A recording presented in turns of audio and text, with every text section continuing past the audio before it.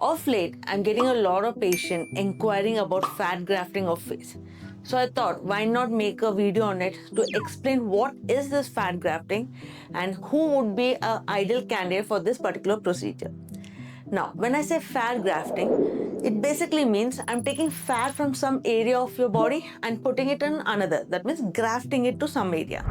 So I can use this fat in different places, like for your face, for your breast, for your hip, any area I can augment or give volume with the fat. Now, when I say fat grafting of face, why is it done? In some people, there is facial asymmetry. That means the right and the left side of the face may not look the same. One side may look much smaller than the other. In such cases, I can correct it with fat grafting. Or it might be just the facial aging. As one age, there's loss of fat and also there's sagging which happens. This I can correct with something called fat grafting. Then many times the lips are very small, are thin. I can increase the lip size with the fat grafting. Now the lines, the laugh line, the nasolabial lines, the folds which occur, this also can be corrected by putting some fat there. Again, this is fat grafting. So fat grafting can be used in different ways on the face. So anything where I want to augment or increase in volume can be done with the help of fat grafting. Now, once we have understood what can be done with fat grafting, now let's understand how exactly is it done.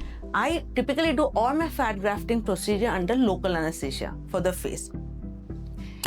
I remove majority of the cases fat from just below the umbilicus.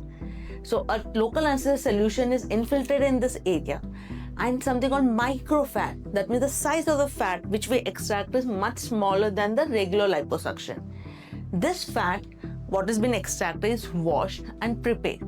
Now this fat under local anesthesia is injected to the areas of interest with the help of very thin 0.8 to 1 mm cannulas in different planes, hence giving the result needed.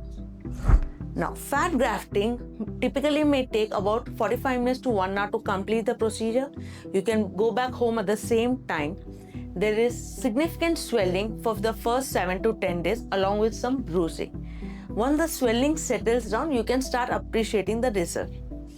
Fat grafting, why is it good? Because it's your own material, it's more natural.